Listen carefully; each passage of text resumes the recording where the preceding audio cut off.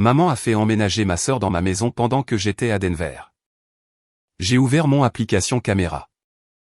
Ma sœur au téléphone, l'avocat de papa la met à mon nom. Elle ne nous fera jamais partir. J'envoie l'enregistrement à mon avocat. Il a écouté pendant 11 secondes puis a dit, c'est criminel. L'icône de l'application était un petit œil blanc dans un cercle bleu. Je l'avais téléchargé il y a 8 mois après que quelqu'un ait volé un colis sur mon Porsche, un ensemble de cartes flash d'articulation. 12 $. Même pas de quoi justifier l'énervement. Mais j'ai quand même installé 3 caméras, parce que c'est ce que je fais. J'identifie un problème avant qu'il ne devienne une habitude. Et je construis un système autour de ça.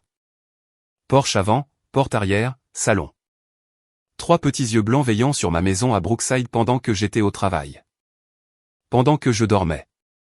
Pendant que j'étais à 2 états de là, à une conférence en orthophonie à Denver, assise au 3e rang de la salle de bal C, à moitié écoutant un panel sur les protocoles de dysphagie pédiatrique. C'est là que j'étais quand mon téléphone a vibré sous la table. Alerte de mouvement. Caméra 2. La caméra 2 fait face à mon salon. Je ne reçois pas d'alerte de mouvement de la caméra 2. La caméra 1 capte les livreurs sur le Porsche. Les chats du quartier. Le raton laveur qui a compris comment ouvrir la poubelle de recyclage. La caméra 3 couvre la porte arrière. Mais la caméra 2 est à l'intérieur. Rien ne déclenche la caméra 2 à moins que quelqu'un ne se tienne au milieu de ma maison. J'ai ouvert l'application sous la table. Comme on vérifie un message qu'on ne veut pas que la personne à côté de nous voie. L'aperçu miniature était petit. Une silhouette dans mon salon. Légèrement floue par le mouvement. Cheveux blonds. Portant une boîte. J'ai tapoté dessus. Et j'ai regardé ma sœur poser la boîte sur ma table basse, sortir son téléphone et composer un numéro tout en se tenant sur le tapis. Celui que j'avais trouvé lors de la vente de succession de la 43e rue. Celui que j'avais porté seul jusqu'à ma voiture, parce que personne n'était avec moi. Et il pleuvait. Et je m'en fichais parce que c'était la nuance exacte de vert que je cherchais. Elle se tenait sur ce tapis, avec des chaussures que je ne reconnaissais pas, et parlait au téléphone, riant, décontractée, à l'aise, avec cette fréquence particulière de quelqu'un qui a déjà décidé de l'issue. L'avocat de papa la met à mon nom. Elle ne nous fera jamais partir. Elle a ri de nouveau. La personne à l'autre bout a dit quelque chose que je n'ai pas pu entendre. Et Chloé a penché la tête en arrière, comme elle le fait quand elle trouve quelque chose vraiment drôle. Pas nerveuse. Pas coupable. Amusée. J'ai regardé le clip une fois. Puis je l'ai regardé de nouveau. Puis une 3e fois, non pas parce que je ne comprenais pas ce que je voyais, mais parce que je voulais l'horodatage exact. 14h-17h des Rocheuses. 12 mars. Je l'ai noté comme j'aurais noté une observation de séance à la clinique. Date. Heure. Comportement présenté. Contexte. J'ai fermé l'application. Le panel était toujours en cours. Une femme 2 sièges plus loin prenait des notes sur les interventions pour la paralysie des cordes vocales. Le projecteur bourdonnait. Quelque part derrière moi, quelqu'un a déballé un bonbon contre la toux. Des sons normaux dans une pièce normale où rien n'avait changé pour personne, sauf pour moi. Je devrais probablement vous parler de la maison, car vous devrez comprendre ce dans quoi elle se tenait. Je l'ai achetée à 26 ans. Un bungalow d'artisanat à 3 chambres à Brookside, parquet sous moquette, éléments encastrés d'origine, une parcelle de jardin à l'arrière qui était pleine de mauvaises herbes quand j'ai signé. Pas de co-signataire. Pas d'argent de famille. Pas d'aide de quiconque portait le même nom de famille que moi. J'ai poncé les parquets à genoux pendant un long week-end de novembre. J'ai refait le câblage de la lampe du Porsche moi-même après avoir regardé 4 heures de tutoriel YouTube. J'ai construit la bibliothèque du salon, avec du bois de récupération d'une grange démolie à Olat, et il m'a fallu 3 tentatives pour la mettre de niveau. Et elle penche encore d'un quart de pouce vers la gauche, et je m'en fiche, parce que c'est moi qui l'ai construite. La chambre d'amis. Bien que la chambre d'amis, je l'ai décorée en premier. Avant d'acheter mon propre cadre de lit. Avant d'accrocher des rideaux dans ma propre chambre. J'ai acheté les oreillers de la chambre d'amis parce que c'était le genre que ma mère aimait, ferme, en coton, sans garnissage polyester. J'ai trouvé une lampe de lecture pour mon père. Le genre de lumière chaude qu'il disait que les hôtels n'avaient jamais. Et la balancelle de Porsche. Ma mère l'a mentionné une fois à Thanksgiving, il y a 3 ans. J'ai toujours voulu une balancelle de Porsche, mais ton père dit que c'est inutile. J'ai fait 4 magasins en un week-end pour trouver la bonne. Chêne blanc. Siège à latte. Chaîne qui ne grinçait pas. Je l'ai accroché moi-même. J'y pense parfois, au fait que j'ai construit une pièce pour des gens qui, à ce moment précis, élaboraient un plan pour prendre la maison dans laquelle se trouvait cette pièce. Mais je ne le savais pas encore. Ni le jour où j'ai accroché la balancelle, ni le matin où je suis parti pour Denver, quand j'ai chargé ma voiture et fermé la porte à clé et salué Pam Jeffrey de l'autre côté de la rue. Pam a 67 ans. Retraitée de la poste. Elle est dans sa maison depuis avant que le quartier ne devienne branché. Elle m'a salué depuis son porche avec une tasse de café qui disait « Grand-mère la plus savate du monde. Tu as besoin de quelqu'un pour arroser tes plantes. Ce sont des plantes grasses. Elles survivront. Comme toi, a dit Pam, et elle est rentrée. J'ai écouté le message vocal de ma mère sur le chemin de KCI. Elle avait appelé ce matin-là tôt, avant que je ne me lève. Doux. Chaleureux. La voix qu'elle utilise quand elle veut que vous vous sentiez en sécurité. Bon vol, ma chérie. Appelle-moi quand tu atterriras. Nous sommes si fiers de toi. J'ai enregistré le message. Je me souviens d'avoir souri. Ce message vocal a été envoyé à 6h42 le 11 mars. Mon vol est parti à 10h15. Le premier chargement de carton de Chloé est arrivé chez moi à 16h30 le même après-midi, 6 heures après mon décollage. Je le sais parce que Pam a pris une photo du camion U-Haul dans mon allée à 16h33, la plaque d'immatriculation visible, parce que Pam est le genre de personne qui prête attention aux choses qui ne concordent pas. Ma mère m'a appelé pour confirmer que je partais. Ensuite, elle a envoyé ma sœur emménager.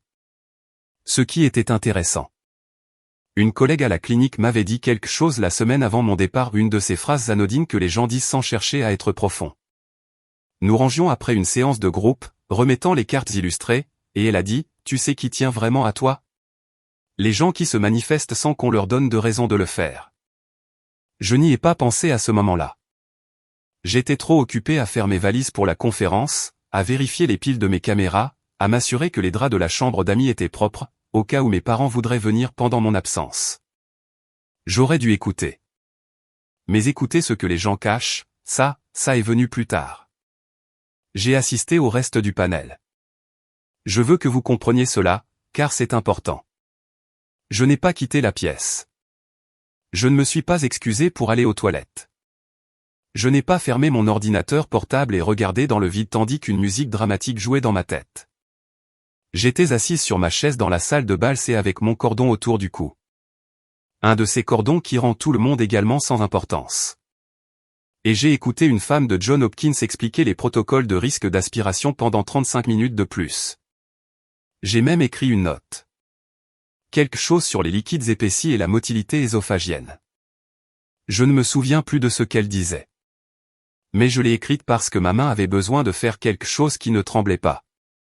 Ce n'est pas de la force. Je veux que vous compreniez cela aussi. Ce n'est pas du courage. Et ce n'est pas de l'eau glacée. Et ce n'est pas ce que les gens disent quand ils regardent quelqu'un rester immobile pendant un tremblement de terre.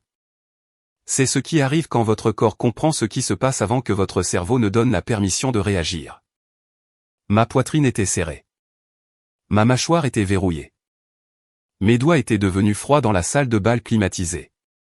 Le genre de froid qui vient de l'intérieur. Le genre qui signifie que votre sang a décidé qu'il y a des endroits plus importants où aller que vos mains. Mais je n'ai pas bougé. Parce que bouger signifiait choisir quoi faire. Et je n'étais pas encore prête à choisir. J'étais encore en phase d'évaluation. Dans mon domaine, nous ne réagissons pas au premier point de données. Nous observons. Nous documentons. Nous cherchons le modèle. Puis nous construisons une intervention. L'intervention vient en dernier. Et c'est la plus petite partie. L'observation est tout. Alors j'ai observé. Quand le panel s'est terminé, j'ai marché jusqu'au couloir, j'ai trouvé une alcôve de fenêtre près des ascenseurs où personne ne se tenait, et je me suis assise sur le rebord avec mon téléphone. J'ai ouvert l'application caméra et j'ai rejoué l'enregistrement une dernière fois, non pas pour le contenu, j'avais déjà mémorisé le contenu, mais pour la logistique. Je devais savoir exactement ce que j'avais. J'avais un clip vidéo de 15 secondes avec audio. Le visage de Chloé visible. Sa voix claire. La phrase, sans ambiguïté. Horodaté par le système de caméra. 12 mars. 15h-17h centrale. Mon salon, identifiable par la bibliothèque que j'ai construite et le tapis que j'ai porté sous la pluie. J'ai sauvegardé le clip sur le stockage local de mon téléphone. Puis je l'ai téléchargé sur mon lecteur cloud. Puis je l'ai envoyé par email à moi-même, avec pour objet, 12 mars, caméra 2, sans texte dans le corps du message. 3 copies à 3 endroits. J'ai fait une capture d'écran de la notification d'alerte de mouvement avec l'horodatage. J'ai fait une capture d'écran du journal d'activité de la caméra, montrant aucune détection de mouvement préalable ce jour-là, jusqu'à 15h09, lorsque la porte d'entrée s'est ouverte. 8 minutes. C'est le temps qu'il a fallu entre l'ouverture de la porte d'entrée et le moment où Chloé a prononcé la phrase qui allait tout briser. 8 minutes pour entrer, poser une boîte, sortir son téléphone, et traiter ma maison comme un problème qu'elle avait déjà résolu. Puis j'ai appelé Gilles Navarro. Gilles est mon avocat immobilier. Je l'ai engagé il y a 2 ans lorsque la société de titres a signalé une question de privilège lors de mon refinancement, quelque chose concernant un litige avec l'entrepreneur du propriétaire précédent qui s'était embrouillé dans la chaîne des titres de propriété. Gilles l'a démêlé en 11 jours. Il facture $320 de l'heure. Il n'utilise jamais 2 mots quand un seul suffit. Et il m'a dit un jour que les clients les plus dangereux sont ceux qui apportent des preuves. Je l'ai aimé immédiatement. Il a décroché au 2e appel. Gilles. C'est Rachel Whitmore. Rachel. Comment va Denver? J'ai quelque chose à te faire écouter. C'est un enregistrement de caméra de ma maison. 15 secondes. Il n'a pas demandé pourquoi. C'est une autre chose que j'aime chez Gilles. Il comprend que le contexte arrivera quand il sera prêt. J'ai tenu le téléphone à l'enceinte et j'ai joué le clip. La voix de Chloé a rempli l'alcôve. Métallique et claire contre la moquette du centre de congrès. L'avocat de papa la met à mon nom. Elle ne nous fera jamais partir. Puis le silence. J'ai compté. Je compte toujours, non pas pour dramatiser, mais parce que le silence a une valeur diagnostique. La durée d'une pause vous dit ce que le cerveau fait derrière. Une pause de 2 secondes signifie un traitement. Une pause de 5 secondes signifie un recalcul. Tout ce qui dépasse 10 signifie que la personne est arrivée à quelque chose pour lequel elle choisit ses mots très soigneusement. La pause de Gilles a duré 11 secondes. C'est criminel, a-t-il dit. Pas civil. Criminel. Je n'ai pas répondu. Je voulais la phrase suivante. La falsification d'un instrument de propriété immobilière est un crime de classe C dans le Missouri. Si quelqu'un a déposé un acte frauduleux et sait ce à quoi cela ressemble, nous sommes face à de la falsification. Dépôt de faux documents. Et selon le nombre de personnes impliquées, conspiration. Il a fait une autre pause. Plus courte cette fois. 3 secondes. Combien de temps voulez-vous leur donner avant que nous ne déposions? Aucun. Bien. Retournez à Kansas City. Apportez l'enregistrement. Ne les appelez pas. Ne leur envoyez pas de message. N'allez pas d'abord à la maison. Venez à mon bureau. Et Rachel? Oui. Ne supprimez rien de cette caméra. Ni le clip. Ni le journal d'activité. Ni les alertes de mouvement. S'il y a d'autres images sont arrivées, d'autres personnes qui aident, quoi que ce soit, sauvegardez tout. Le système est basé sur le cloud? Oui. Alors c'est horodaté et vérifié par le serveur. Ils ne pourront pas prétendre que vous l'avez fabriqué. Une autre pause. 2 secondes. C'est une bonne affaire. C'est une très bonne affaire. J'ai raccroché. J'ai ouvert mon application de compagnie aérienne. Mon vol de retour était prévu pour samedi, dans 4 jours. Je l'ai changé pour demain matin, 6h15, direct pour KCI. Les frais de modification étaient de $87. Je les ai payés comme on paie pour quelque chose qui vous a déjà fait économiser plus que son coût.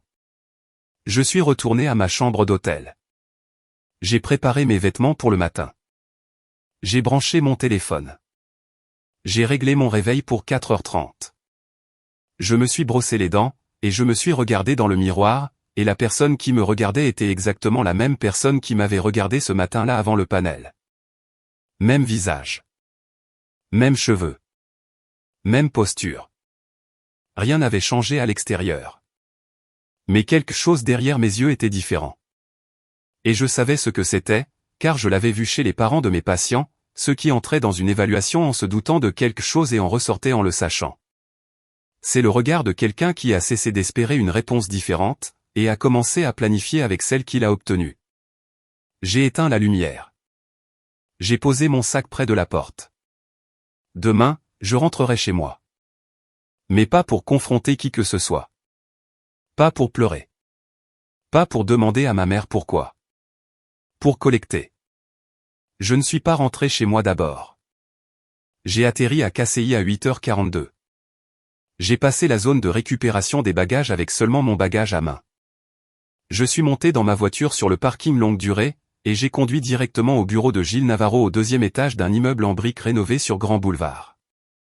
Je lui avais envoyé un message depuis la porte d'embarquement à Denver. Atterrissage 8h42. Bureau avant 9h15. Il avait répondu par un seul mot. Prêt. Le bureau de Gilles sent le vieux papier et le café froid. Il y a une photo encadrée de sa fille sur la crédence et une pile de dossiers de clôture sur chaque surface plane. Il n'a pas de réceptionniste. Il vous fait entrer lui-même. Ce qui en dit long sur sa façon de gérer les choses, avec efficacité. Pas de tampon. Pas de délai entre vous et la réponse. Je me suis assise en face de son bureau et je lui ai tendu mon téléphone avec l'enregistrement mis en file d'attente. Il l'a regardé sur un écran cette fois. Pas seulement l'audio. Le visage de Chloé. Le rire de Chloé. La posture de Chloé sur mon canapé. Puis il a ouvert le site web du bureau de l'enregistreur du comté de Jackson et a tapé mon adresse. La voilà, a-t-il dit, tournant l'écran vers moi. Un acte de renonciation déposé il y a 6 jours. Cédant, Rachel Ann Whitmore. Cessionnaire, Chloé Marie Whitmore. Authentifié par Dale R. Crenshaw. Avocat. Kevin D. Whitmore listé comme témoin. J'ai regardé la ligne de signature. Les boucles étaient incorrectes. Mon R n'a pas de queue, il n'en a jamais eu. Pas depuis mes 12 ans, quand j'ai décidé que les queues étaient inefficaces. Ce R avait une queue qui bouclait comme un exemple de manuel d'écriture cursive. Celui qui l'a falsifié ne me connaissait pas assez bien pour copier mon écriture, ce qui m'a dit tout ce que je devais savoir sur l'attention que ma famille m'avait portée ces 29 dernières années. Ce n'est pas ma signature, ai-je dit. Je sais, a dit Gilles. Et c'est pourquoi ce n'est pas une dispute familiale. C'est de la falsification. Crime de classe, c'est selon la section 570.09 des statuts révisés du Missouri. Le déposer auprès d'un enregistreur de comté est une infraction distincte. Et si votre père et son ami ont coordonné cela ensemble, c'est une conspiration. Il a fermé l'ordinateur portable. Connaissez-vous Dal Crenshaw?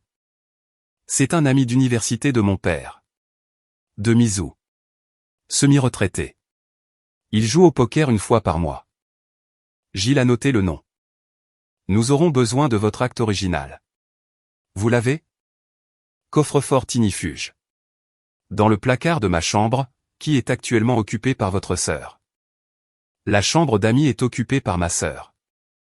Ma chambre est toujours la mienne. J'ai fait une pause. Pour l'instant, Gilles s'est penché en arrière. Voici ce que je recommande. Rentrez chez vous. Agissez normalement. Ne leur faites pas savoir que vous avez vu l'enregistrement ou le dépôt. Sortez l'acte du coffre-fort. Apportez-le-moi. Nous comparons la signature authentique avec la falsification, et nous aurons la pièce maîtresse d'une saisine pénale. Il m'a regardé. Pouvez-vous faire cela? Entrer là-dedans et faire semblant de ne pas savoir? Gilles. Je suis orthophoniste. J'ai assisté à des réunions de PPI de 3 heures avec des parents qui ont menti sur l'environnement familial de leur enfant alors que j'avais les données cliniques dans un dossier sur mes genoux. Je peux faire semblant de la normalité. Il a presque souri. Presque. J'ai conduit jusqu'à ma maison à 10h15. La Civic blanche de Chloé était dans l'allée, garée en biais, comme elle gare tout, comme si la précision était quelque chose qui arrivait aux autres. Il y avait des rideaux à la fenêtre avant que je n'avais pas acheté. Floraux. Transparents. Le genre qui semblait venir d'un bac de liquidation chez HomeGood, ce qui était probablement le cas, car Chloé n'a jamais payé le prix fort pour quoi que ce soit dans sa vie, y compris la maison dans laquelle elle était actuellement assise. Je me suis garé dans la rue, j'ai monté mes propres marches d'entrée, mon sac de conférence sur l'épaule, comme si je rentrais d'un voyage normal. J'ai ouvert la porte avec ma propre clé, qui fonctionnait toujours, ce qui signifiait qu'ils n'avaient pas encore changé les serrures, ce qui signifiait qu'ils étaient soit confiants que je ne le découvrirais pas, soit trop désorganisés pour penser si loin. Les deux options étaient insultantes. Chloé était sur le canapé. Mon canapé. Elle a levé les yeux de son téléphone, comme on lève les yeux quand un serveur remplit votre verre en reconnaissant la présence, pas la personne. Oh. Tu es rentré plus tôt. Elle a souri. Décontracté. Le même sourire que dans l'enregistrement. La conférence s'est terminée un jour plus tôt. J'ai pensé que je zapperais le dernier panel. J'ai posé mon sac. J'ai regardé autour de moi. Nouveau coussin sur le canapé. Une couverture que je ne reconnaissais pas drapée sur le bras du fauteuil que ma grand-mère m'avait laissé. Une bougie sur la table d'appoint, vanille et bergamote. L'odeur de quelqu'un qui se sent chez soi, dans une maison qui n'était pas la sienne. Maman est dans la cuisine, a dit Chloé, retournant à son téléphone. Bien sûr qu'elle l'était. Stéphanie Whitmore était debout à mon îlot de cuisine, déchargeant des courses dans mon réfrigérateur. Elle s'est retournée quand je suis entré, et son visage a fait quelque chose que j'ai vu dans une centaine de conférences de parents, le recalibrage rapide de quelqu'un qui ajuste sa présentation pour correspondre à l'auditoire. Chérie. Tu es à la maison. Elle m'a serré dans ses bras. J'ai noté la durée. 2 secondes. La norme est de 3 à 4 pour une mère qui n'a pas vu sa fille depuis une semaine. 2 secondes, c'est la durée d'un câlin où les bras font ce qui est attendu, mais le corps pense déjà à la tâche suivante. J'ai pensé que j'aiderais Chloé à s'installer pendant ton absence, a-t-elle dit, attrapant une boîte de conserve de soupe. Mon placard. Mon étagère. Elle est entre 2 appartements à nouveau, et je savais que ça ne te dérangerait pas. J'ai regardé par-dessus son épaule. Au fond du couloir. La porte de la chambre d'amis était ouverte. J'y suis allé. Les vêtements de Chloé dans le placard. Les coussins de Chloé sur le lit, remplaçant les oreillers fermes en coton que j'avais achetés pour ma mère. La lampe de lecture de mon père était débranchée sur le sol, le cordon enroulé près des plaintes comme quelque chose de jeté. La housse de couette que j'avais choisie au bleu ardoise. Simple. Le genre que ma mère disait autrefois qu'elle se sentait comme dans un bel hôtel où était plié et empilé sur l'étagère au-dessus, remplacé par une courte pointe que je n'avais jamais vue. Je suis resté dans l'embrasure de la porte pendant 4 secondes. Je les ai comptés. Puis je suis allé dans ma chambre. J'ai ouvert le placard. J'ai ouvert le coffre-fort ignifuge à combinaison. 4 chiffres. L'année où j'ai obtenu mon diplôme universitaire. À l'intérieur. Acte de naissance. Passeport. L'acte original de 4738 Oak Street. Signé par moi. Authentifié par un vrai notaire. Témoigné par la société de titres. J'ai pris l'acte. Je l'ai mis dans mon sac. J'ai fermé le coffre-fort. J'ai fermé le placard. Je suis retourné à la cuisine. Ma mère arrangeait des fruits dans un saladier que j'avais acheté à un marché de producteurs sur Trost Avenue le premier week-end après mon emménagement. Elle avait l'air à l'aise. Elle avait l'air d'être à sa place ici. Ce qui était le but, je l'ai réalisé. Elle avait toujours cru qu'elle l'était. Ça ne te dérange pas si Chloé reste quelques jours, n'est-ce pas, a dit Stéphanie. Juste le temps qu'elle trouve quelque chose. Tu sais comment c'est. Bien sûr que non, ai-je dit. Ce fut le dernier mensonge que j'ai dit à ma mère. Vous est-il déjà arrivé de vous garer dans votre propre allée et d'avoir l'impression d'être une intruse? J'ai traversé la rue et frappé à la porte de Pam. Elle a ouvert, tenant une paire de jumelles et un verre de thé glacé, ce qui était soit une coïncidence, soit un mode de vie. Chérie, a-t-elle dit. Cette fille a installé un pouf dans ta maison. Tu veux que j'aille chercher le tuyau d'arrosage? Pas encore. Je me suis assise sur la marche de son Porsche. Pouvez-vous me dire exactement ce que vous avez vu le jour où elles ont emménagé? Pam a posé les jumelles, a pris son téléphone, a fait défiler, l'a tourné vers moi. 14 photographies. Horodatée. Le U-Haul dans mon allée. La plaque d'immatriculation. Stéphanie dirigeant 2 hommes transportant un matelas par ma porte d'entrée. Chloé debout sur mon Porsche avec un smoothie, regardant. Je savais que quelque chose n'allait pas, a dit Pam. On ne déménage pas des meubles chez quelqu'un pendant qu'il est dans un avion, à moins qu'on ne veuille pas qu'il le voie. J'ai regardé les photos. Puis j'ai regardé Pam, 67 ans, retraitée de la poste, debout sur son propre Porsche avec son propre thé glacé, observant la rue parce que c'est ce qu'elle fait. Non pas parce qu'on lui a demandé. Mais parce qu'elle fait attention. Parce qu'elle se soucie. Parce que certaines personnes n'ont pas besoin que vous leur construisiez une chambre d'amis avant qu'elles ne décident que vous valez la peine d'être surveillé. Pam, ai-je dit. Pouvez-vous m'envoyer ces photos? Déjà envoyé. Vérifiez vos messages. J'ai vérifié. 14 images. Horodatées et géolocalisées. Je les ai toutes transmises à Gilles avant de me lever. L'affaire se construisait d'elle-même. Tout ce que j'avais à faire était de la laisser faire. Gilles a placé les 2 documents côte à côte sur son bureau, comme un optométriste vous demandant de choisir entre des lentilles. À gauche, mon acte. Le vrai. Enregistré il y a 3 ans lorsque j'ai signé pour la maison. Authentifié par la société de titres.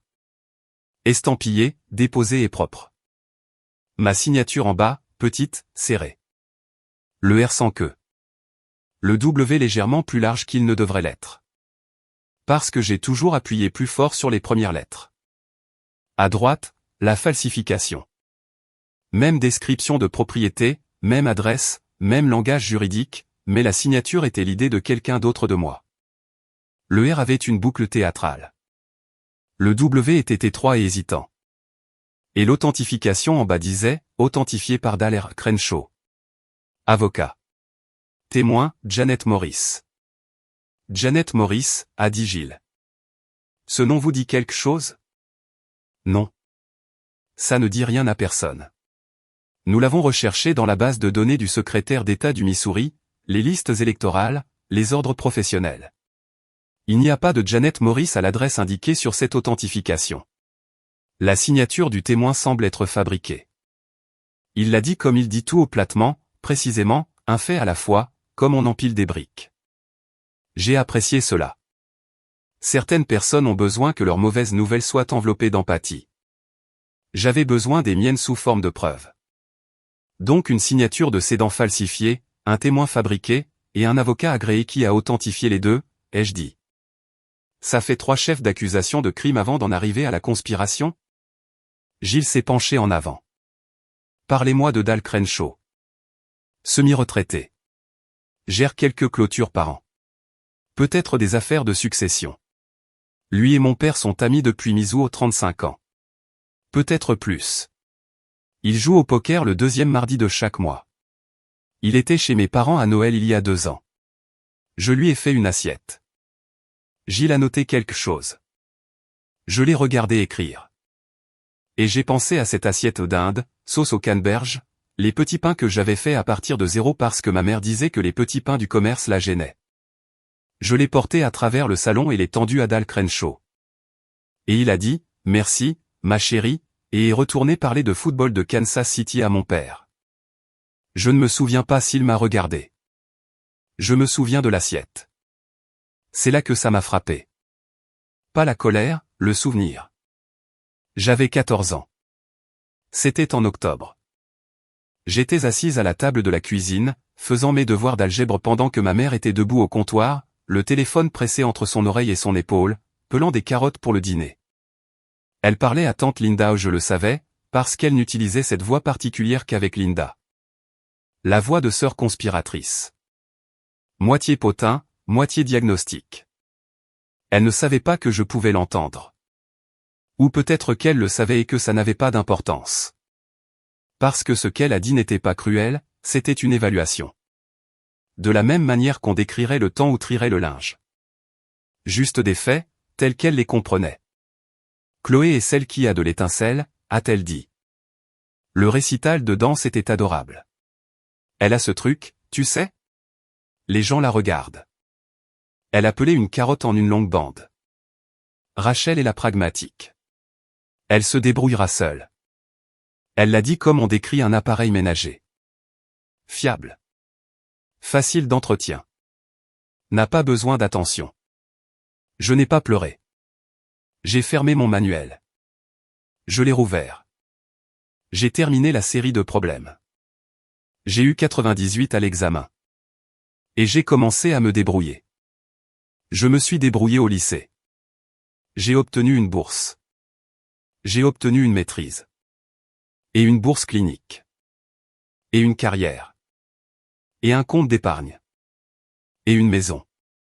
Une vraie maison. Avec un acte de propriété, une fondation et une balancelle de Porsche. Que j'ai accroché pour une femme qui m'a décrite comme on décrirait un grille-pain qui fonctionne encore. J'ai construit tout ce que j'ai à cause de cette phrase. Et j'étais assise dans le bureau de Gilles Navarro 31 ans après. Toujours à construire. Toujours à me débrouiller. Toujours à prouver à une femme qui avait déjà déposé son évaluation. Et passer à autre chose. Le pire. La partie que je dois dire parce qu'elle est importante. C'est que même alors. Même avec l'acte falsifié sur le bureau. Et le témoin fabriqué.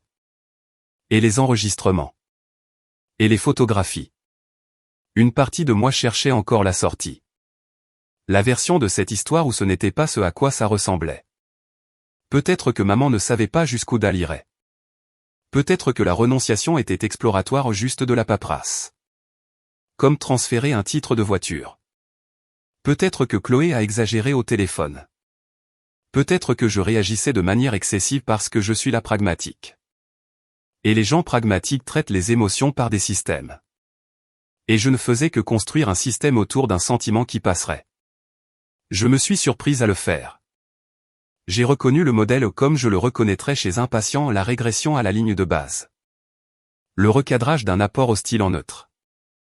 La recherche désespérée d'une lecture des données qui ne vous oblige pas à changer tout votre modèle opérationnel. Je me diagnostiquais moi-même. Et le diagnostic était clair. Je vivais toujours dans le mensonge. Croyant toujours que si je me débrouillais suffisamment, ils me verraient. Interprétant toujours leur comportement à travers le filtre d'une fille de 14 ans qui pensait que le problème était qu'elle n'en avait pas encore fait assez. J'ai pris mon téléphone. J'ai appelé mon père. J'ai gardé un ton décontracté. La façon dont on vérifie un point de pression au toucher léger. Attendre un tressaillement. Salut papa. Je suis rentré plus tôt de Denver. J'ai remarqué du courrier d'un cabinet d'avocats à la maison. Tout va bien? La voix de Kevin Whitmore est une carte de tout ce qu'il essaie de ne pas dire. Il a été comme ça toute ma vie. Un homme qui communique par des lacunes. Dans les espaces entre les mots. Dans les sujets qu'il change. Et le contact visuel qu'il évite. J'ai passé ma carrière à apprendre à lire ce que les gens omettent. Mon père a été ma première étude de cas.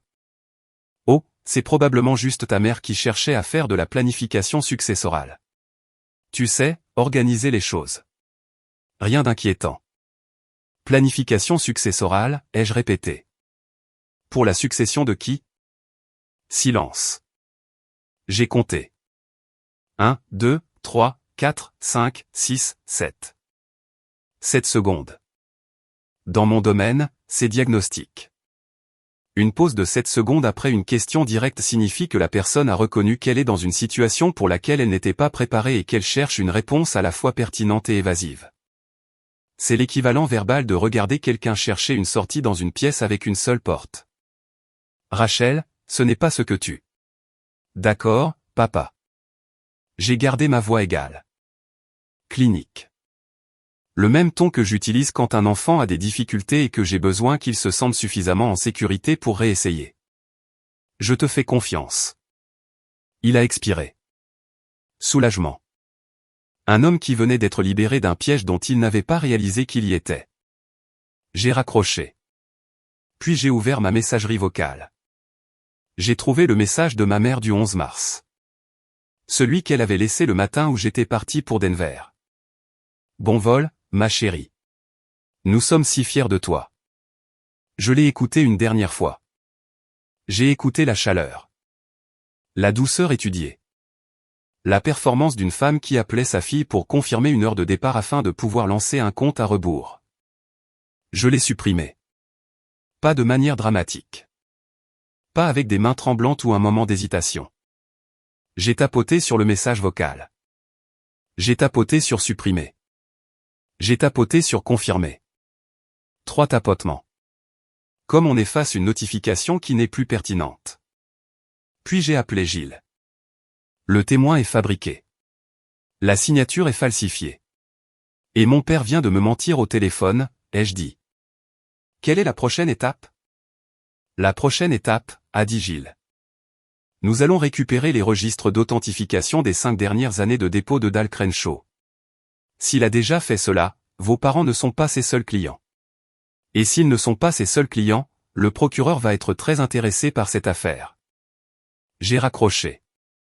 Je me suis assise dans ma voiture. J'ai mis les 2 mains sur le volant à 10h et 2h, comme mon père me l'avait appris quand j'avais 16 ans. La seule chose utile qu'il m'ait jamais donnée. Et j'ai pensé, 7 secondes, papa. C'est tout ce qu'il a fallu. Je suis passé devant la maison ce soir-là. Je ne l'avais pas prévu. Je rentrais du bureau de Gilles. Et la route passe par Brookside.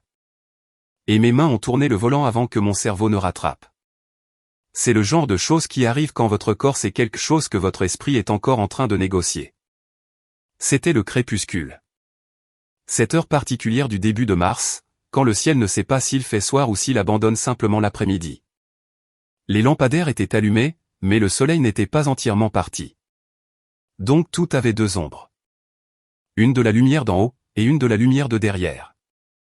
Ma maison avait l'air comme elle l'a toujours de la rue. Revêtement blanc, volet vert. Le porche que j'ai repeint en septembre dernier. Mais la lumière du porche était allumée. Je laisse toujours la lumière du porche allumée quand j'attends quelqu'un. Chloé l'avait laissée allumée par habitude. Pas son habitude, la mienne. Elle avait absorbé le geste comme les gens absorbent les meubles. Vous vivez assez longtemps dans l'espace de quelqu'un d'autre, et leurs habitudes commencent à ressembler aux vôtres. Par la fenêtre du salon, je pouvais la voir. Les pieds sur le canapé, la télévision allumée. Une assiette sur la table basse, ma table basse. Celle que j'avais décapée et reteinte la semaine où j'ai signé pour la maison, parce qu'elle avait des cernes d'eau de l'ancien propriétaire, et je ne pouvais pas vivre avec les dégâts de quelqu'un d'autre. Elle mangeait quelque chose. Confortable. Installée. La posture d'une personne qui croit être exactement à sa place. J'ai coupé le moteur, je me suis assise dans l'obscurité, et j'ai pensé à la chambre d'amis. Pas la chambre d'amis telle qu'elle est maintenant, les coussins de Chloé, les vêtements de Chloé, la lampe de mon père débranchée sur le sol. J'ai pensé à la chambre d'amis telle que je l'avais construite. Il y a 3 ans, la première pièce que j'ai terminée, je veux que cela vous marque. Parce que c'est la partie importante. J'ai emménagé dans cette maison avec un matelas sur le sol de la chambre principale, une chaise pliante dans la cuisine et une cafetière que j'avais depuis l'université. Je n'ai pas eu de canapé pendant 3 semaines. J'ai dîné par terre pendant 1 mois. Mais la chambre d'amis. La chambre d'amis avait des draps sur le lit dès le 2e jour. J'ai fait 3 magasins différents pour trouver les oreillers que ma mère aimait. Ferme, enveloppe en coton, sans garnissage polyester. Je le sais parce qu'elle l'a mentionné une fois. 4 ans avant que j'achète la maison. Lors d'une conversation que je n'étais pas censé retenir. Mais je me suis souvenu. Je me suis toujours souvenu. La lampe de lecture pour mon père aux lumières chaudes, col réglable, le genre qu'il disait que les hôtels ne trouvaient jamais. Je l'ai trouvé en ligne. J'ai payé pour l'expédition accélérée. Je l'ai placé sur la table de nuit à l'angle qu'il préférait, ce que je savais parce que je l'avais vu ajuster les lampes d'hôtel toute mon enfance. La balancelle de Porsche, Thanksgiving, il y a 3 ans. Ma mère, à la moitié de son 2e verre de vin, j'ai toujours voulu une balancelle de Porsche, mais ton père dit que c'est inutile. Elle l'a dit à personne en particulier. Elle a probablement oublié de l'avoir dit au dessert. Je n'ai pas oublié. J'ai passé le week-end suivant à conduire dans 4 magasins, à comparer les types de bois, à vérifier les capacités de poids, à lire les critiques de femmes qui ressemblaient à ma mère, chêne blanc, siège à latte, chêne qui ne grinçait pas. Je l'ai accroché moi-même un dimanche après-midi tandis que Pam regardait de l'autre côté de la rue et proposait de tenir l'échelle. Ma mère s'est assise sur cette balancelle exactement 2 fois. Les 2 fois pendant moins de 10 minutes. Les 2 fois en vérifiant son téléphone. J'ai construit cette chambre d'amis, comme on construit un CV pour un emploi qu'on désire désespérément. Chaque détail était un argument. Chaque oreiller était un paragraphe. Chaque lampe était une déclaration finale. Vois-moi. Vois ce que j'ai fait. Vois que je ne suis pas seulement la pragmatique. Je suis celle qui fait attention. Celle qui se souvient. Celle qui construit des pièces pour des gens qui ne les ont jamais demandées, parce que je pensais que si la pièce était assez parfaite, peut-être qu'ils resteraient. Ils ne sont pas restés. Ils ont fait emménager quelqu'un d'autre. Et assise dans ma voiture dans l'obscurité, regardant ma sœur dîner sur mon canapé dans la maison que j'ai construite. Pour gagner un amour qui ne viendrait jamais, je l'ai finalement entendu. Pas la voix de ma mère. La mienne. Ils ont vu la maison. Ils ne m'ont juste pas vu à l'intérieur. Le mensonge ne s'est pas brisé. Ce n'est pas comme ça que ça marche. Il s'est effondré. Lentement, comme un château de cartes dans une pièce où quelqu'un a finalement ouvert une fenêtre. Une croyance s'appuyant sur une autre. Et quand la première a basculé, elles ont toutes suivi. Chaque justification, chaque excuse, peut-être qu'elle ne voulait pas dire ça comme ça. Elles se sont effondrées à plat et en silence. Et je suis resté assise dans ma voiture et je les ai regardées partir avec le même détachement clinique que j'apporte à tout. Sauf que cette fois, la patiente, c'était moi, et le diagnostic avait 15 ans de retard. J'ai pris mon téléphone. J'ai appelé Gilles. Déposé tout. Il a fait une pause. Pas longue aux 2 secondes. Tu es sûr? Une fois que cela avance, ça ne s'arrête plus. Rachel, ce sont tes parents. Ils l'étaient, ai-je dit.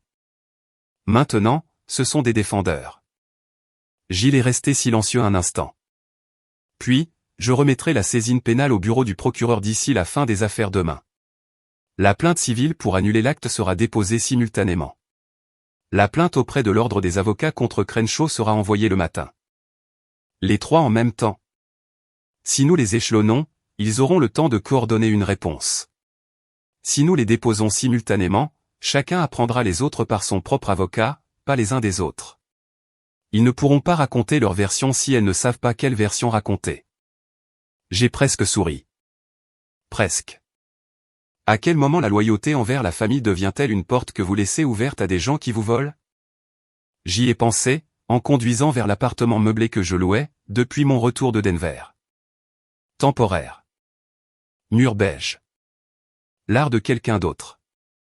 Une cuisine avec 2 fourchettes et une poêle que je n'avais pas utilisée. Ce n'était pas le mien, et il n'avait pas besoin de l'être. C'était une période d'attente. Et je suis très doué pour les périodes d'attente. C'est ce que fait la pragmatique. Mais j'ai aussi pensé à autre chose. Quelque chose que ma collègue avait dit la semaine avant Denver, alors que nous empilions des cartes illustrées à la fin d'une séance. Tu sais qui tient vraiment à toi? Les gens qui se manifestent sans qu'on leur donne de raison de le faire. Pam s'est manifestée avec des jumelles, des photographies et une offre de sortir le tuyau d'arrosage. Personne n'a construit de chambre d'amis pour Pam. Personne n'a acheté les bons oreillers à Pam. Elle a juste regardé. Elle a juste remarqué. Elle a juste tenu à moi librement, sans contrat, sans une pièce pleine de meubles soigneusement choisis qui disaient « S'il te plaît, aime-moi en retour ». Mon téléphone a vibré. Texte de Stéphanie. Chérie, tu semblais silencieuse quand tu es venue. Tout va bien? Chloé dit que tu es à peine restée 1 heure. Appelle-moi. Je t'aime. Bisous. Je l'ai lu une fois. J'ai posé le téléphone. Je n'ai pas répondu. Non pas par cruauté. Je n'avais juste plus rien à dire à une femme qui signe son texte « Je t'aime », tout en signant ma maison avec un nom falsifié. Les dépôts seraient faits le matin. 3 enveloppes. 3 institutions. 3 points de non-retour. J'ai éteint la lumière dans l'appartement qui n'était pas le mien. Et je me suis allongé sur des draps qui ne sentaient rien. Et j'ai pensé, demain j'arrête de me débrouiller. Demain, je commence à décider. Et pour la première fois en 15 ans, la pragmatique s'est endormie sans rien construire pour personne. Le premier appel est arrivé à 9h14 un jeudi. Je le sais parce que j'étais entre 2 patients, un enfant de 6 ans avec un zézément latéral et un enfant de 4 ans atteint de mutisme sélectif. Et j'ai vérifié mon téléphone pendant l'intervalle de 8 minutes que je garde entre les séances pour prendre des notes. Stéphanie Whitmore. Je l'ai laissé partir sur le répondeur. Le deuxième appel est arrivé à 9h16. Puis 9h18. Puis 9h21. 4 appels en 7 minutes. Ce n'est pas une mère qui prend des nouvelles. C'est une femme qui vient de découvrir que le système qu'elle a construit est en train d'être démantelé. Et elle veut savoir qui tient la clé à molette. Je l'ai rappelé à midi. De ma voiture sur le parking de la clinique, le moteur tournant. Parce que je voulais pouvoir raccrocher et partir dès que cela cesserait d'être utile. Elle a décroché avant que la première sonnerie ne se termine. Que as-tu fait, Rachel? Disparu. La voix chaude. L'inquiétude mielleuse. La performance d'une femme qui envoie des textos qui se terminent par « bisous », tout en déposant des actes falsifiés auprès de l'enregistreur du comté. Ce qui restait était quelque chose que j'avais déjà entendu, mais jamais dirigé contre moi, la voix opérationnelle brute en dessous. Coupée. Dure. La voix qu'elle utilisait quand les choses ne se passaient pas comme elle l'avait prévu et que quelqu'un devait être corrigé. Je n'ai rien fait, maman. J'ai dit la vérité. J'ai fait une pause. J'ai laissé le silence agir. Ce qui est intéressant, parce que toi, tu ne l'as pas fait. Dal a appelé ton père en panique ce matin. Une plainte auprès de l'ordre des avocats? Une plainte auprès de l'ordre des avocats, Rachel? Comprends-tu ce que tu as fait? Cet homme est un ami de cette famille depuis 35 ans. Et toi? Il a authentifié un acte falsifié, maman. Avec un témoin fabriqué. Ce n'est pas une faveur familiale. C'est un crime. C'est une affaire de famille. Sa voix a monté en puissance comme les voix montent quand la personne qui parle sait qu'elle a perdu l'argument mais ne l'a pas encore accepté. On n'amène pas d'avocat dans la famille. On n'amène pas l'État dans les affaires de famille. Qu'est-ce qui ne va pas chez toi? Tu as amené un avocat en premier, maman. Il s'appelle Dal. Silence. 3 secondes. Puis elle a pivoté. J'ai entendu le changement de vitesse. Le recalibrage. Le même ajustement rapide que j'avais vu sur son visage dans ma cuisine quand je suis rentré plus tôt. Elle est passée de la colère au chagrin en moins d'une respiration. Je suis ta mère, Rachel. Je t'ai portée. Je t'ai élevée. Je suis resté 14 heures à l'hôpital quand tu es né. J'ai préparé tes déjeuners. Je t'ai emmené au camp d'orthophonie tous les étés. Au camp d'orthophonie. Et c'est comme ça que tu me rembourses? En envoyant des avocats après ta propre mère? Je n'ai pas répondu. Non pas parce que je n'avais pas de mots. Les mots étaient là organisés, précis, prêts à être déployés. Mais le silence, délivré correctement, fait quelque chose que les mots ne peuvent pas faire. Il crée un vide. Et les gens qui jouent un rôle se précipiteront toujours pour remplir un vide. Parce que le silence est la seule réaction du public qu'ils ne peuvent pas contrôler. Stéphanie l'a rempli. Pendant 43 secondes j'ai compté où elle a passé en revue la justification, la culpabilité, l'histoire, le sacrifice, et une version des événements où elle était la protagoniste, et moi la fille ingrate qui ne voyait pas tout ce qu'on lui avait donné. Elle a mentionné mon poids à la naissance. Elle a mentionné une pièce de théâtre scolaire à laquelle elle a assisté en 2003. Elle a mentionné le coût de mon appareil dentaire. 43 secondes. Aucune de ces secondes ne contenait des excuses ou une reconnaissance qu'un acte falsifié existait. Quand elle a fait une pause pour respirer, j'ai dit, Y a-t-il autre chose? Elle a raccroché. Chloé a appelé 20 minutes plus tard. Énergie différente. Elle pleurait ou jouait la comédie, ce qui sonne presque pareil à moins d'avoir été entraîné à entendre la différence. Et je l'ai été. La vraie version a une respiration irrégulière. La version jouée a un rythme constant, comme quelqu'un qui dose son émotion pour un effet maximal. La respiration de Chloé était irrégulière, ce qui signifiait qu'elle avait réellement peur ou qu'elle était meilleure à ça que je ne le pensais. Rache, je ne savais pas que c'était illégal. Maman a dit que c'était juste de la paperasse, comme transférer un titre de voiture. Elle a dit que tu serais d'accord une fois que tu aurais compris. Tu étais filmée, Chloé. Silence. Tu étais debout dans mon salon sur mon tapis, et tu as appelé une amie et tu as dit, l'avocat de papa la met à mon nom. Elle ne nous fera jamais partir. Tu riais. Plus de silence. La respiration irrégulière s'est arrêtée, ce qui m'a tout dit. Je ne vais pas te dire quoi faire, ai-je dit. Mais si j'étais toi, je prendrais un avocat. Un autre que dalle. J'ai raccroché. Je suis retourné à l'intérieur. J'ai terminé mes séances de l'après-midi, 2 évaluations d'articulation et une réévaluation de la fluidité. J'ai écrit mes notes. J'ai fermé la clinique. J'ai conduit jusqu'à l'appartement qui n'était pas le mien.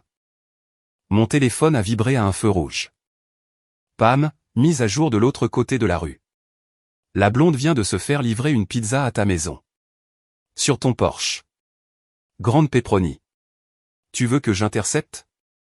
Je n'ai pas dîné, et ma morale est flexible. J'ai tapé en retour, mange-la. Considère ça comme des honoraires de consultation. Tu es ma voisine préférée, et je ne dis même pas ça pour la pizza. Je me suis garé sur le parking de l'appartement et je suis resté un moment dans la voiture.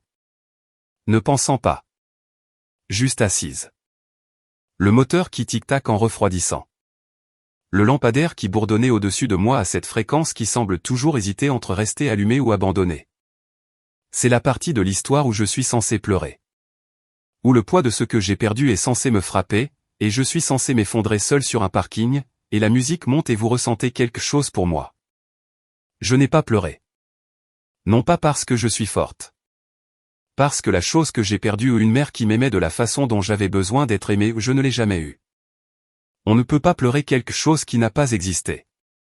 On ne peut que pleurer la version que l'on a construite dans sa tête, et j'avais construit cette version pendant 15 ans, et je l'avais déjà vue s'effondrer dans une voiture garée devant ma propre maison la nuit précédente. Ce que j'ai ressenti à la place était quelque chose pour lequel je n'ai pas de mots. C'était le vide spécifique d'une pièce qui a été débarrassée de meubles que l'on pensait permanents. Pas triste. Pas en colère. Juste spatial.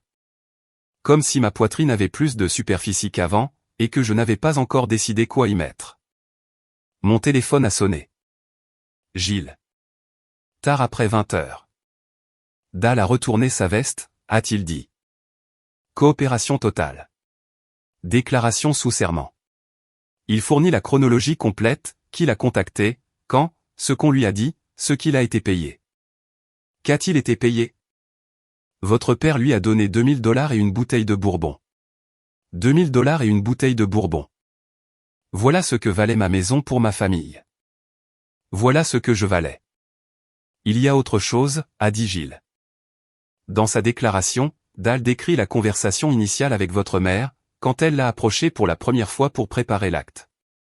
Qu'a-t-elle dit? Gilles a fait une pause. Une seconde. Il lisait.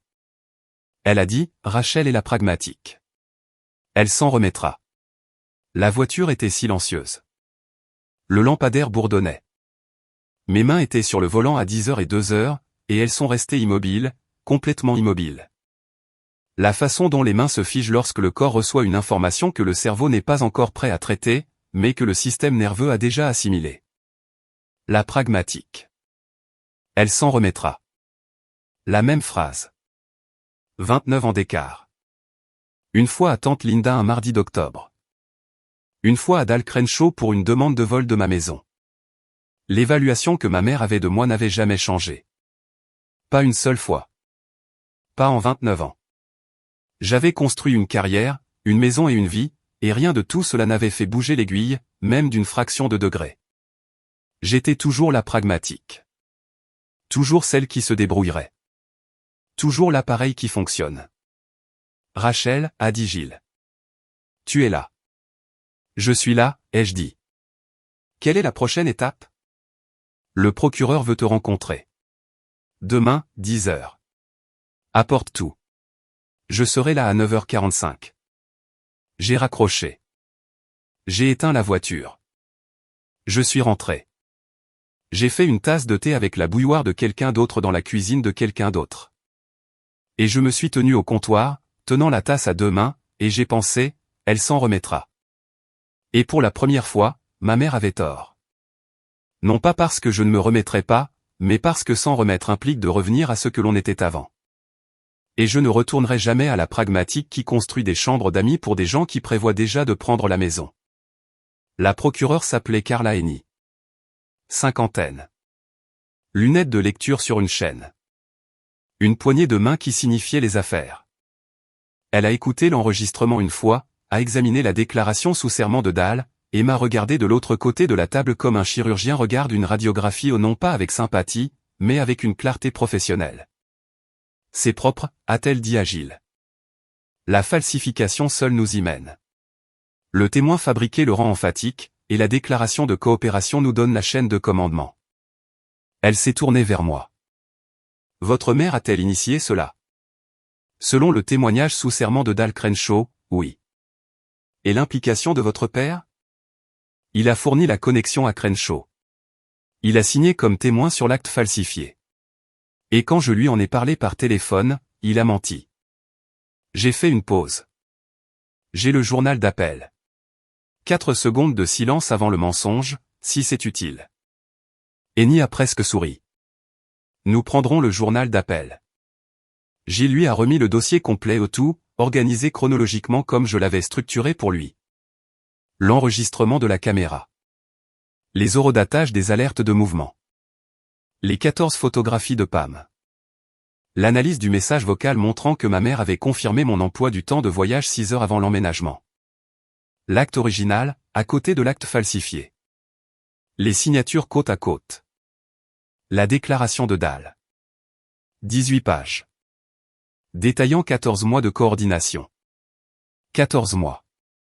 C'est le chiffre qui me revenait sans cesse. Pas les chefs d'accusation de crime. Pas le témoin fabriqué. Pas les $2000 et le bourbon. 14 mois. Stephanie Whitmore planifiait cela depuis plus d'1 an. Elle s'était assise en face de moi au dîner de Thanksgiving, à ma table, mon dindon, mes petits pains faits maison, et avait calculé. Elle m'avait appelé pour mon anniversaire et avait dit, « Je suis si fière de la femme que tu es devenue », et elle avait déjà contacté Dahl. Elle avait envoyé, « Je t'aime bisous », et elle avait déjà choisi le mois. J'ai pensé à ce que la déclaration de Dahl disait, la partie que Gilles m'avait lue au téléphone la nuit précédente, mais que je voyais maintenant imprimée pour la première fois. Page 6, paragraphe 3. Stéphanie. Les mots de Stéphanie à Dahl lorsqu'elle lui a proposé pour la première fois le transfert d'actes. Rachel ne se battra pas. Elle ne se bat jamais. C'est la pragmatique. Elle pleurera et passera à autre chose. Je l'ai lu 2 fois. Non pas parce que j'avais besoin de le comprendre, mais parce que je voulais voir les mots en caractère. Encre noire sur papier blanc. L'évaluation de ma mère sur moi, conservée dans un document juridique assermenté, permanent et indéniable. Elle ne l'avait pas dit avec malice. Elle l'avait dit avec confiance.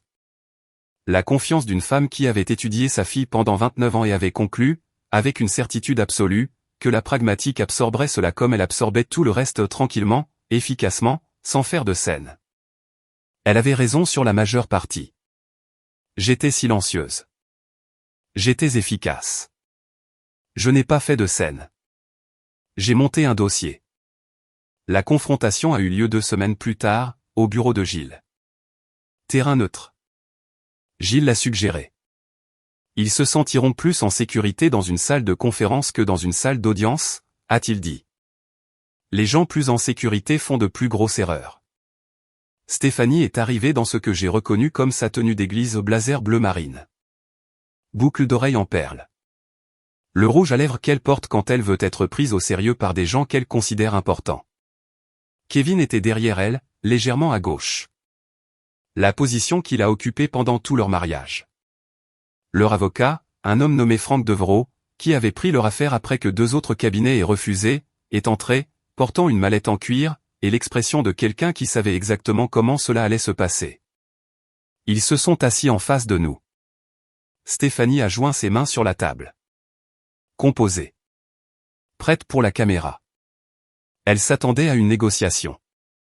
Elle s'attendait à ce que Rachel, la pragmatique, présente son grief, puis écoute une contre-proposition impliquant des excuses, un arrangement révisé, et une version de « gardons ça en famille ».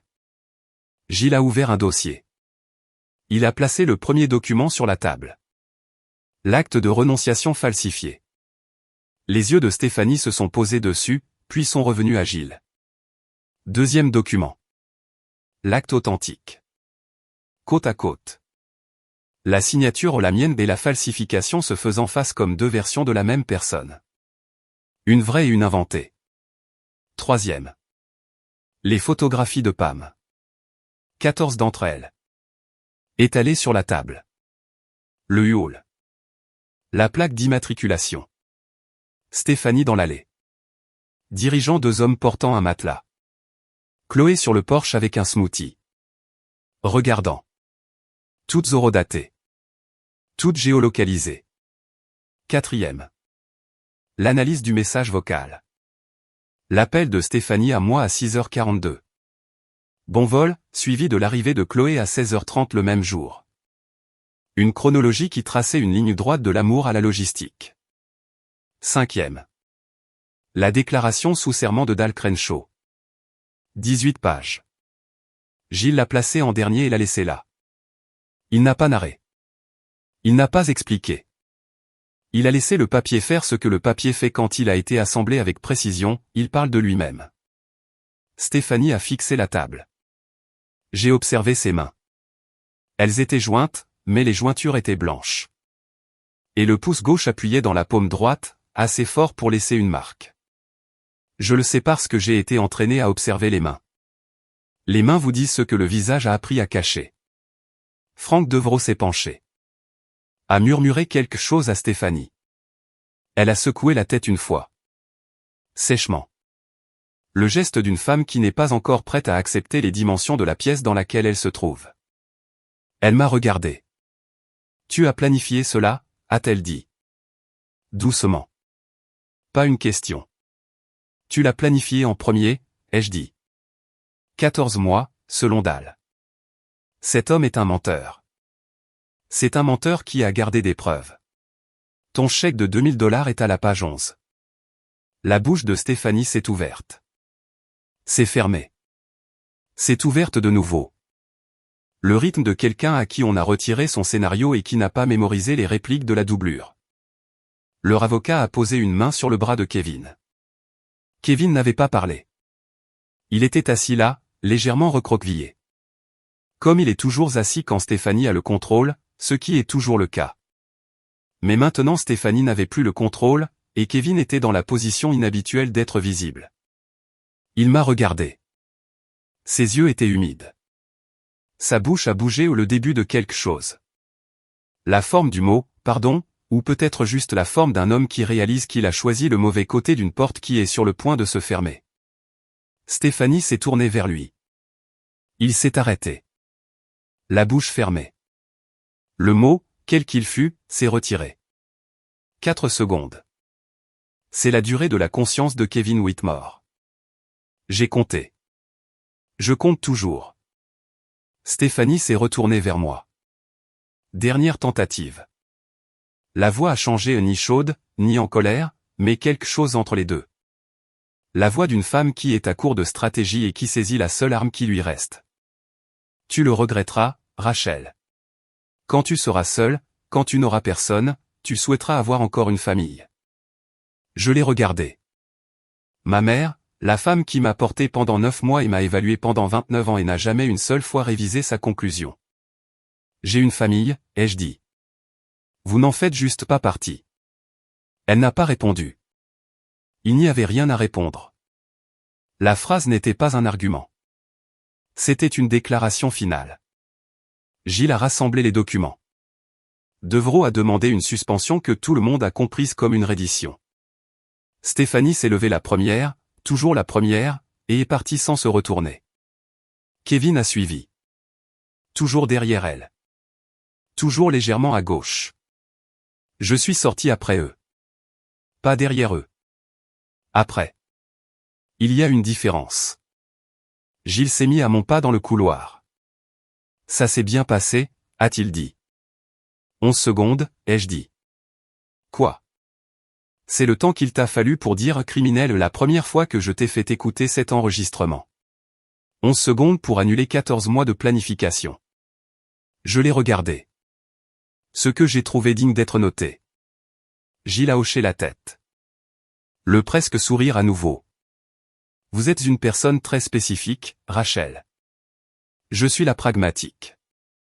C'était la première fois que je le disais sans tressaillir. 3 mois plus tard, j'ai changé les serrures pour la deuxième fois. Non pas parce que j'en avais besoin. Le premier changement, celui que Gilles avait recommandé la semaine où les accusations ont été déposées, était pragmatique. Nouvelle serrure à peine dormant. Nouvel ensemble de poignées. Nouveau code sur le clavier du garage. Le serrurier était un homme tranquille qui ne posait pas de questions, ce que j'ai apprécié, car je n'avais pas de réponse que je voulais donner à un étranger. Le deuxième changement était différent. J'ai choisi la quincaillerie moi-même. Nickel brossé. Solide. Une serrure qui avait une sensation quand on la tournait délibérée, lourde. La satisfaction mécanique d'une chose conçue pour faire exactement un travail. Et le faire bien. Je l'ai installé un samedi matin avec un tournevis et une tasse de café et Pam qui regardait depuis son Porsche avec des commentaires non sollicités. Tu abîmes cette vis. Je n'abîme pas la vis. Tu abîmes la vis et tu es trop têtu pour utiliser la perceuse. Elle avait raison pour la vis. J'ai utilisé la perceuse. La mise à jour juridique, puisque vous voudrez savoir, Kevin et Stephanie Whitmore ont été inculpés dans le comté de Jackson de 2 chefs d'accusation chacun, falsification et dépôt de documents frauduleux. Leur affaire est en attente. La peine maximale pour un crime de classe C dans le Missouri est de 7 ans. Ils n'obtiendront pas le maximum. Mais les accusations de crime sont enregistrées. Et l'acte falsifié a été annulé par ordonnance du tribunal.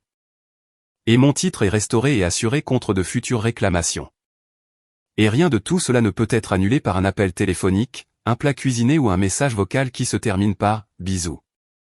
La licence d'avocat de Dal Crenshaw a été suspendue pour 18 mois, en attendant un examen disciplinaire complet. Il ne s'occupe plus de faveurs familiales. Chloé a coopéré avec le bureau du procureur. Elle a reçu 2 ans de liberté conditionnelle et 80 heures de travaux d'intérêt général. Elle m'a envoyé un message 3 semaines après l'inculpation. Je suis désolé, Rach. Je l'ai lu. Je n'ai pas répondu. Pas par cruauté. Je n'avais juste encore rien à lui dire. Peut-être qu'un jour je le ferai. Peut-être pas. J'ai appris que ne pas décider est aussi une forme de réponse. Le genre qui vous donne de l'espace pour respirer pendant que vous décidez si les excuses sont une porte ou une fenêtre. La maison est différente maintenant. La chambre d'amis est mon bureau à domicile. Nouveau bureau en chaîne. Simple. Le genre qui n'essaie d'impressionner personne. Mon diplôme est au mur. Mes matériels de thérapie sont organisés sur des étagères par catégorie et tranche d'âge. La façon dont j'organise tout.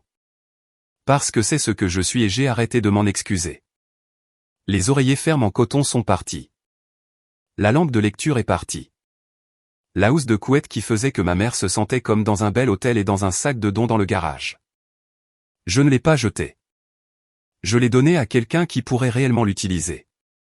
La balancelle de Porsche est partie aussi. À sa place. Un banc. Peint en vert, légèrement inégal, d'un marché aux puces à Waldo où Pam m'a traîné un dimanche après-midi parce qu'elle a dit que j'avais besoin de me reconnecter à la réalité et d'arrêter de penser comme un avocat. Ce n'est pas joli, a dit Pam quand je l'ai choisi. Je sais. La jambe gauche est plus courte que la droite. Je le vois. Mais il nous tiendra toutes les deux. C'est pourquoi je l'achète. Nous l'avons porté ensemble jusqu'à mon Porsche. Pam a pris le côté lourd. Ce qu'elle n'était pas obligée de faire mais qu'elle a fait quand même. Parce que Pam Jeffrey n'attend pas qu'on lui construise une chambre d'amis avant de décider que vous valez la peine de se manifester. Nous nous sommes assises dessus le samedi suivant. Elle a apporté une tarte aux cerises. Faite maison.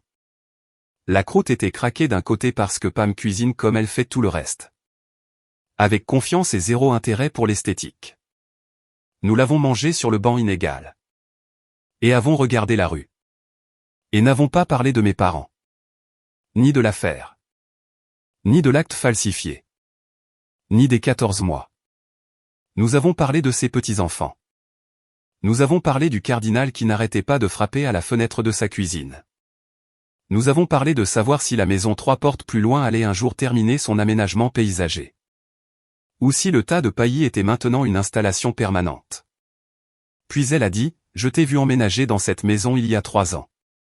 Transportant des cartons seuls. La pluie tombant de côté. J'ai failli venir aider.